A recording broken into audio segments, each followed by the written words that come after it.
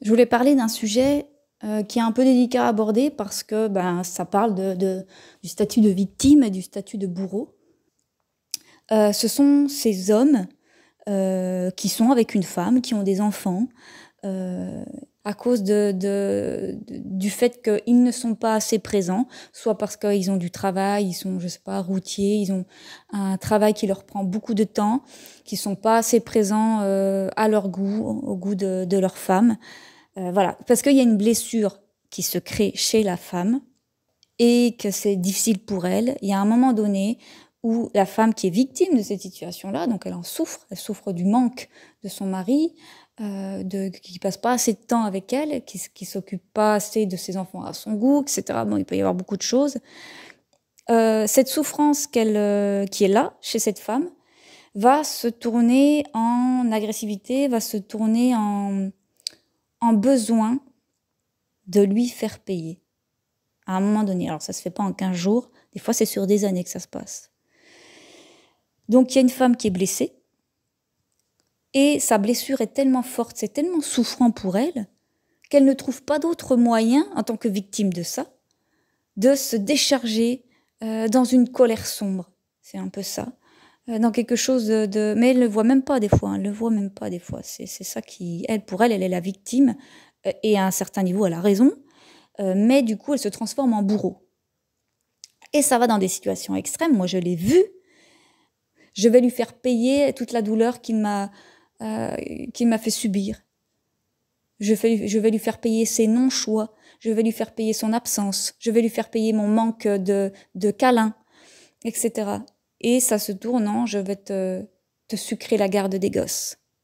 Ça peut aller jusque-là. Je vais faire en sorte que tu souffres. Et donc ça, c'est extrêmement destructeur pour ces hommes. Voilà, c'est vraiment hyper moche. Et en fait, quand on regarde la situation d'un point de vue extérieur, quand on regarde qu'est-ce qui se passe entre ces deux personnes, on voit une femme qui souffre, et on voit un homme qui en prend plein la gueule. Quand la femme est pleine de colère et de presque des fois, c'est de la haine, hein, des fois, c'est trop tard. Pourquoi je fais cette vidéo?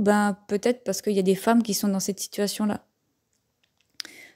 Qui se rendent compte que toute leur colère, leur tristesse, toute cette frustration qu'elles ont accumulée du fait qu'elles aient été mises de côté, en quelque sorte, qu'elles se sont senties, en tout cas, mises de côté, qu'elles souffrent de ça, peut-être désamorcer la bombe intérieure, je vais dire comme ça. Peut-être essayer de regarder avec un autre regard. Peut-être amener de la douceur à l'intérieur, une compréhension nouvelle, un autre regard qui fait que on arrête de se battre, on arrête de faire du mal. On arrête de vouloir faire payer une souffrance intérieure à quelqu'un d'extérieur. Les hommes ne sont pas là pour répondre aux besoins des femmes. Les femmes ne sont pas là pour répondre aux besoins des hommes. On doit répondre à ses propres besoins, et puis si on n'est pas comblé dans son couple, on en parle. Et s'il n'y a pas de solution concrète, on se sépare. Et tant pis s'il y a des gosses. Vous savez, moi je suis bien placée pour le savoir.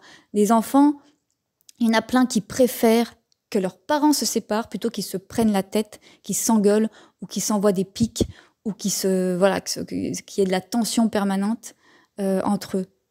Et les enfants, c'est ça, ils sentent les tensions entre les parents, ils sentent que la mère en veut au père, ils sont très sensitifs, les enfants jusqu'à un certain âge. Ils comprennent. Et même si le divorce peut être un traumatisme, une séparation peut être un trauma pour un enfant, des fois, c'est un soulagement. Voilà. Et puis surtout, on reste avec quelqu'un avec qui ça se passe pas bien, avec qui ça peut pas durer. Et ça, c'est pas sain. Ni pour les enfants, ni pour soi, ni pour l'autre. C'est important de prendre conscience quand on dépasse des limites, en fait. Quand soi-même, on devient un bourreau pour l'autre, parce qu'on souffre. C'est difficile de lâcher ça, quelque part, pour ce genre de femme, parce que l'invitation derrière, c'est de pleurer ce qui a besoin d'être pleuré, c'est d'accepter. D'accepter, ok.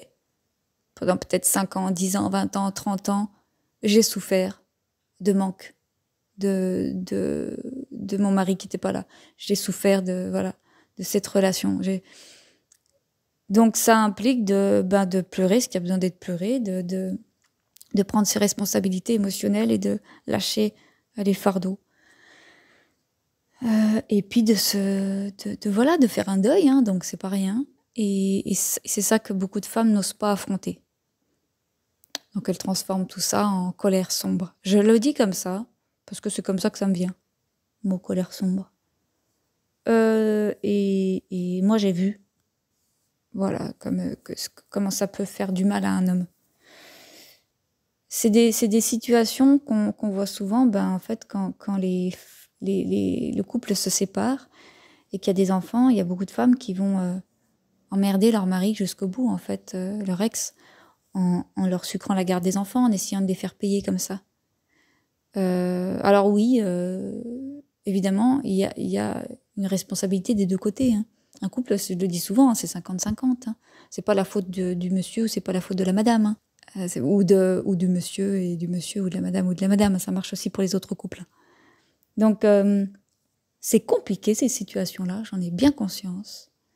C'est pas facile de lâcher le besoin de déverser sa colère sur l'autre. C'est pas facile. Parce que derrière, c'est aller pleurer sa race. Je dis comme ça parce que des fois, c'est très dur pour les femmes. Elles ont du mal à lâcher. Mais voilà, il y a besoin. De toute façon, c'est pour soi qu'on le fait. Hein. Les meufs, c'est pour vous que vous le faites. C'est pas pour lui, c'est pour vous. Vous déchargez et puis vous responsabilisez. Dire bon, ok, je souffre. Bon, je pleure ce que j'ai à pleurer. Tant pis si je dois pleurer pendant 3 mois. Tant pis si je dois pleurer pendant 6 mois. Tant pis si c'est dur de se reconstruire après des fois. Parce qu'il y a beaucoup de femmes aussi qui ont c'est imprégné, hein, des fois dans l'inconscient, même dans le conscient, cette envie du prince charmant, de la vie idéale, de l'histoire idéale, de tout est beau, tout est rose, les oiseaux chantent, on est heureux, tous les matins on est content de se voir, et que ça dure comme ça jusqu'à la fin de ses jours. Il y a ce fantasme-là qui est présent chez beaucoup de femmes, je le vois. Donc, il y a des choses à lâcher aussi à ce niveau-là, en tout cas à se dire peut-être que j'ai idéalisé une relation qui ne peut pas se passer comme ça. Je dis pas que ça peut pas être superbe. Il y a des couples qui vivent des relations formidables. Mais voilà, il y a des choses qu'on nous a vendues comme réalité qui ne le sont pas. Et puis des fois, à 50 ans, 60 ans, 70 ans, on le réalise. Il n'est jamais trop tard. Et d'ailleurs, il n'est jamais trop tard non plus pour vivre une autre relation épanouissante, qu'on ait 20 ans ou qu'on en ait 80. Voilà, c'est tout. Je m'arrête là, je vous embrasse. Je souhaite beaucoup de courage à toutes les femmes qui sont dans cette situation-là, parce que je sais à quel point c'est difficile. Et je souhaite beaucoup de courage aussi aux hommes qui peut-être vivent ça avec une ex. Voilà, prenez soin de vous et à bientôt.